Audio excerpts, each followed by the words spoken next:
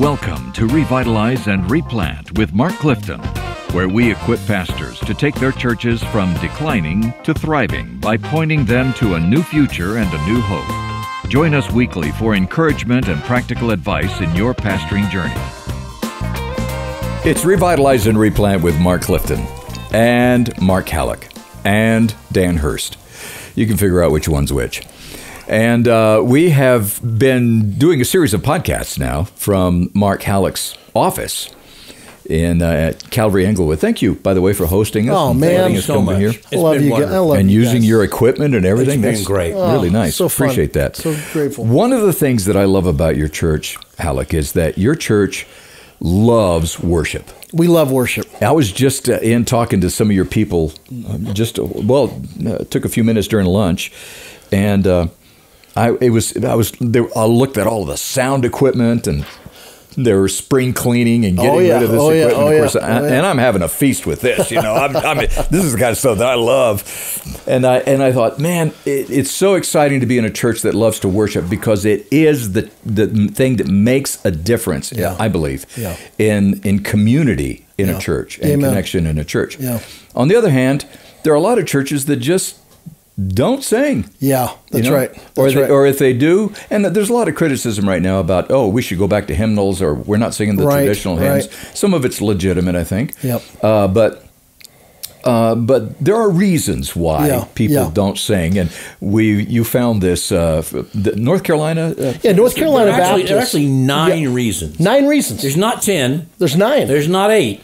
9 reasons. There are 9 reasons. Yep. Our friends, the North Carolinian Baptist, we came love up with 9 reasons. We love them. Why your people are not singing. Singing, and that's the key. Singing. Because I would say one of the things about our church that I will say, have been our worship pastor here, is we want to be a singing church.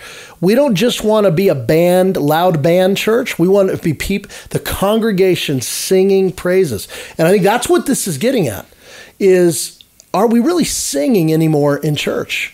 And what are 9 reasons why many congregations there's not a lot of singing? When I was at one church I was at serving as pastor, people weren't singing. And the worship team didn't seem to either know or care, frankly. They were having a good time. Yeah. So I took my phone one time and turned the camera on the congregation during the worship singing part, so I could then share in a very lovingly way with our worship team, these folks aren't singing. Do you notice that? And it was kind of like, well, they should be. Well, no, that's not the point. Yes. The point isn't that they should be. The point is that they're not. Yeah. And it's your job not to perform for them, but to lead them in singing. Amen. To be obedient in singing. Amen. So why, Mr. Okay, Howard? let's talk about this. 9 reasons. Okay? 9 reasons. Here's number 1. You ready? Number 1. And Dan, you got great thoughts on this, by the way. But number 1, this is a hot topic for they me. just don't even know the songs. You know, everybody gets up on Sunday morning, Dan, and they say, man, I hope they teach us a new song today. Do they? They do. On the way to church. Kids, Dad, please, are they going to teach us another new song? Oh, kids, we can only hope so. It makes my day to have... The thing I want to hear that music director say is, I'm going to teach you a new song today. Oh, good. How do you feel about it, Mark? One of the things that bothers me a lot is that we feel like if we sing... And I've heard them say this. I've heard music leaders say this. We sing the same songs over and over and over again. Well, maybe some churches do. But there are a lot of songs, hymns that we grew up with that were part of our worship experience. Yeah. And I would hope that what's happening now in churches today is that we're singing songs that our children will grow up with. Yeah. And, I had my little...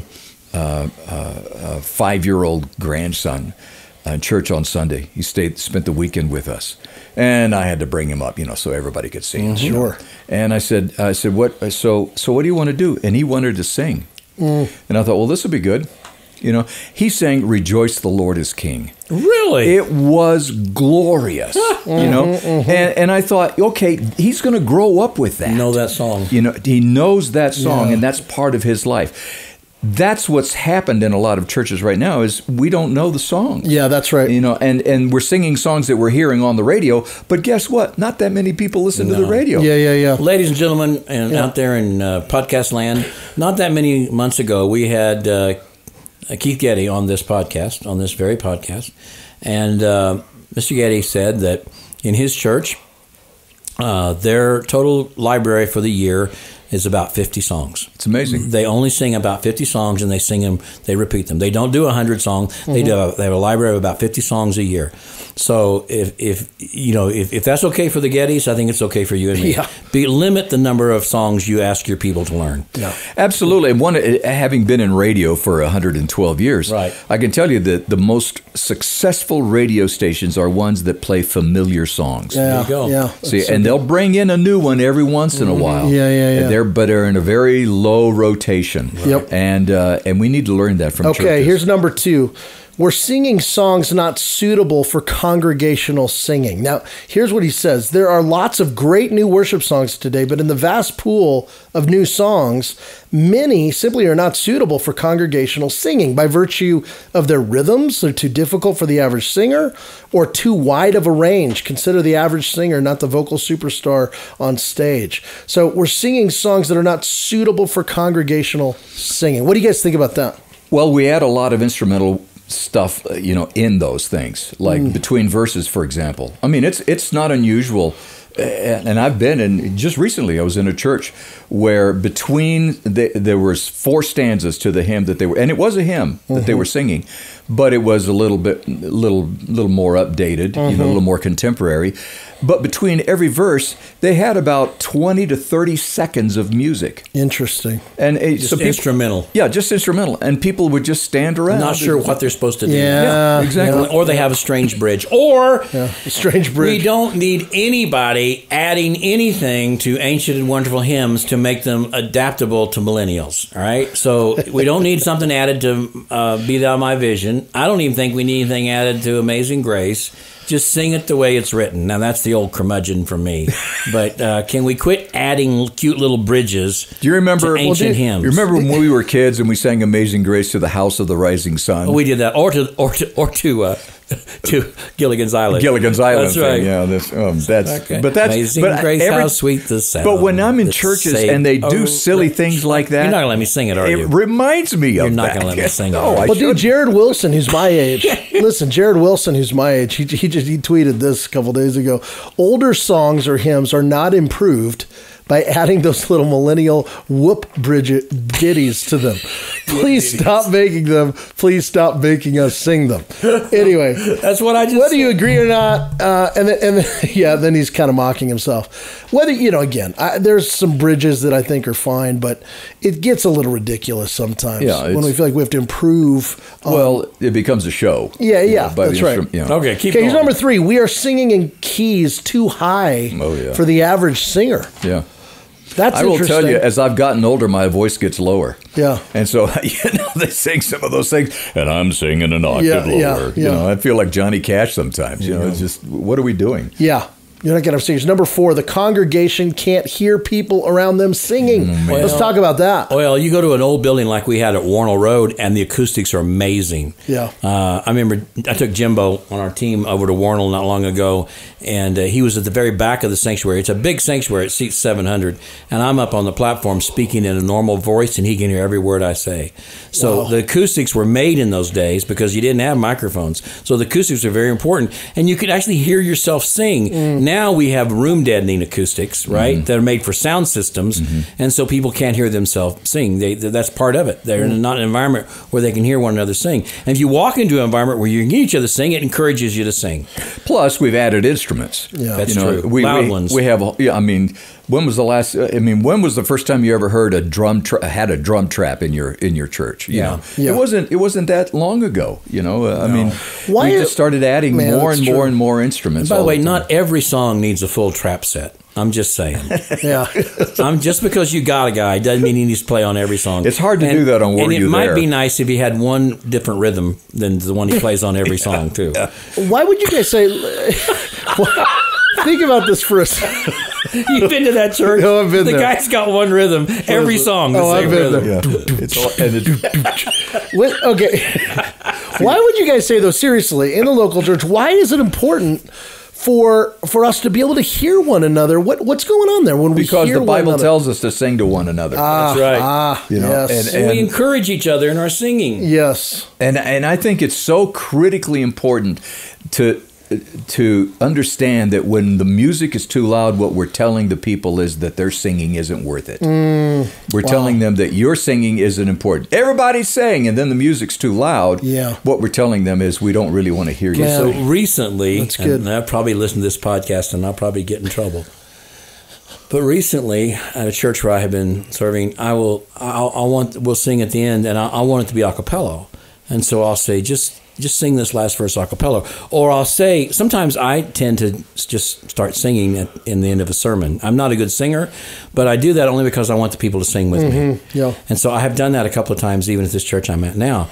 And we'll come to the end of a sermon, and I'll say, hey, just sing this with me. And I'll just say, what can wash away my sin? And they'll respond, nothing but the blood. of Jesus. And then the guy starts playing the piano. Yeah. I turn, no, you don't need to play. You Yeah. don't need to play. Yeah. And yet it happens every time. And I'll even say, a cappella, and yet he feels like, I can play that. Yeah, I know, but you don't need to play on every song. Yeah. And it's like, guys, if people know the song and they can sing it, just put the instruments down for a while. Let 'em sing. We Let the don't need to voices- hear instruments on every song. Yeah. No, that's true. All right. This goes to number 5. We've created worship services, which are spectator events, building a performance environment. Yeah, I call that,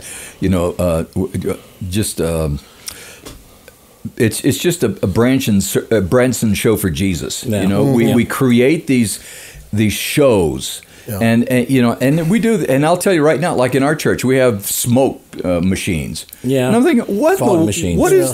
I remember that from my days in the bar. Yeah. I don't. That's what it reminds me of. Yep. And I think, how does that enhance Right. my worship? And special lighting, I think lighting is important.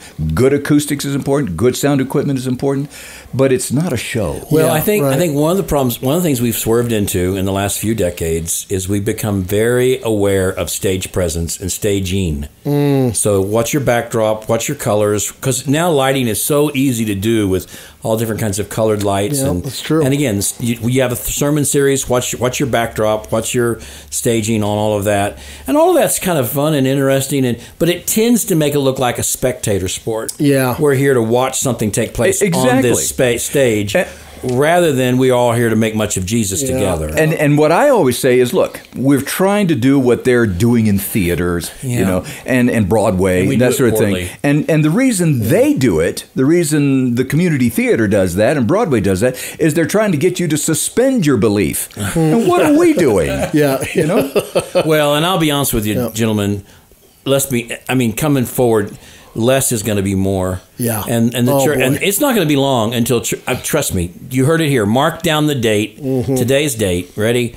There'll be a time when churches are going to start taking down the video screens. I believe that. I really do, because everything we do is so video centric now that it's going to be very different to walk into a place and not have the video. Yep. Maybe you have video to show the pastor's face up there if it's a big building, but I'm talking about.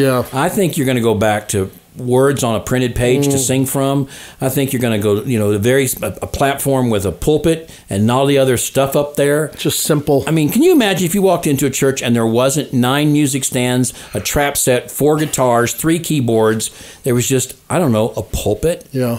What does that say about why we are here? Yeah. I'm going to get all kinds of No, that's trouble good. for that. No, that's okay. Here's number 6. Let's keep this rolling, though. The congregation feels they're not expected to sing. Yeah. And that ties in with what we're saying. Well, especially if there's such good performers up there. Yeah. And they sort of take off and sing a line all on their own that's sort of or even more recently, I was at a meeting where they were singing a hymn that everybody knows, but the keyboardist was pretty good and she had a great voice and she could sing the line differently.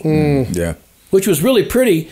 But then we all left going, we didn't know it was coming like that. We can't. So this is about you singing the line, not us, not you leading us to sing the line. Yeah. And it becomes a performance. Yeah. See? Yep. Yeah. A couple more here. Number 7 is we fail to have a common body of hymnody, which I think we've talked about a little bit with Getty's talking about.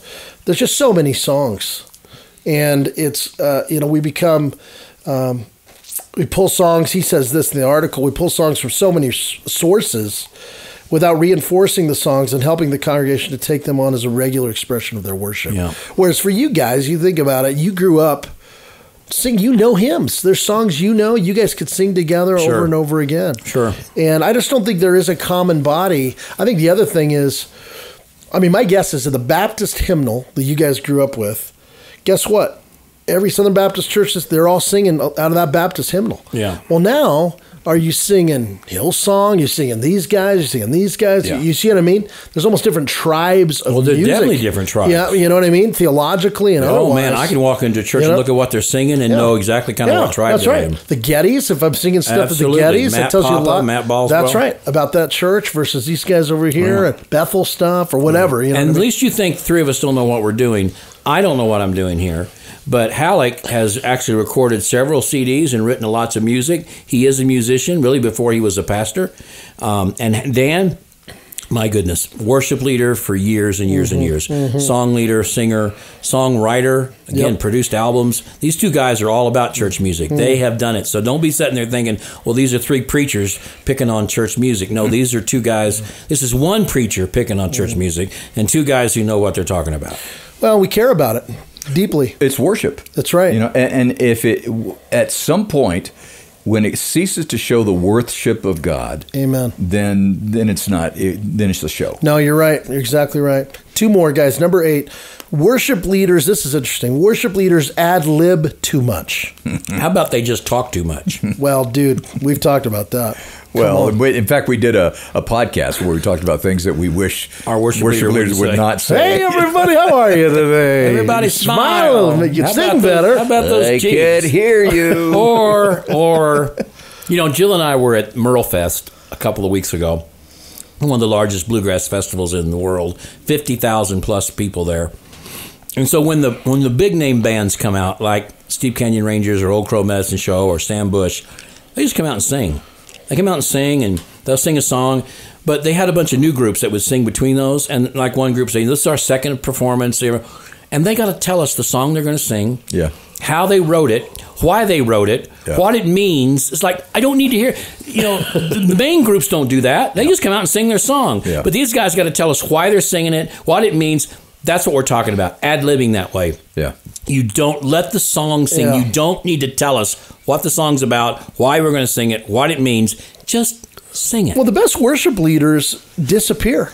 You don't even know they're you know what I mean? Yeah. Because they're trying to, again, help the congregation really be the lead worshipers. Well, and I really believe that the best worship leaders don't even direct music. Yeah. Remember the old days, we'd stand and do 4/4 Yeah, the time, arm, and you'd lead like you were leading a choir. He or doesn't something remember, like that. but back when we were kids, Yeah. you have volunteer music leaders. They'd always stand at the pulpit and they'd move their arm. Direct the congregation. But most of them, they weren't doing it. They were just moving their arm with the music. with the music. He just moved. And really, what the deal was, it was the pianist who determined the tempo, not the guy moving his arm. He moved his arm to keep up with her. Yeah. So people sing I'm just faster. really curious about this. This is funny to me. So is it the worship? Would it be like the choir leader would also do that to the congregation? He or she would stand at the pulpit, and with their arms they would lead the congregation. Now, the one thing about that, because imagine you guys who can't see this because you don't have your video cameras on, but right now I'm moving my arms like I'm leading. The one thing that did do, it communicated to the congregation, you're supposed to be singing. True, that's true. Yeah. So if a guy stands up there, he's not playing a guitar, he's not playing a keyboard, you can't even see the musicians. The organist is behind one rail and the pianist is behind another, and they're off the stage. He's on the stage and his arms are moving, and he's basically saying, sing with us. Yeah. That's what he's saying. Yeah. Well, that's not the case anymore. But the key really all comes down to this 9th point. Yeah, 9th point is worship leaders are not connecting with the congregation. Yeah. They feel like, oh, I'm supposed to connect with God. Well, yeah, you are. But you're also to connect you're to connect your people to the Lord. Exactly, that's right. I mean, you're not a worship leader if your people aren't worshiping. Yes, amen. Well, guys, there you have it. 9 reasons congregations aren't singing anymore. I pray that we would lead congregations that do sing and love to sing. And I think that's where we as pastors help to cast vision for that and model that and talk about it. And man, God's people were made to sing, you know? Yeah. And the truth is they want to sing. They want to sing. They do want to sing. They want to sing. And they want to sing songs that mean something to them. And there are a lot of great new songs that do mean some great things. And we should sing those. Amen. Yep. But just for the sake of feeling like we've had a good time is not worship. That's right. That's right. Cool. All right, take us home, Dan. All right. Amazing Grace. How sweet the sound. What was it? Oh, you know what it was? It was absolutely Gilligan's Island. Yeah. Remember that? Oh, sure, of course. You know. You're not going to sing that now, are you? Well, come on. Wait, what is it? Remember? Oh, you know what? Are we out of time? Thanks for joining us today on Revitalize and Replant. This podcast is brought to you by the North American Mission Board, where we help dying or struggling churches regain health for the glory of God and the good of their communities. If you found this conversation helpful, don't forget to subscribe to the podcast on your favorite platform. To learn more about becoming a replanting pastor or to explore resources about revitalization for your own church, visit churchreplanters.com.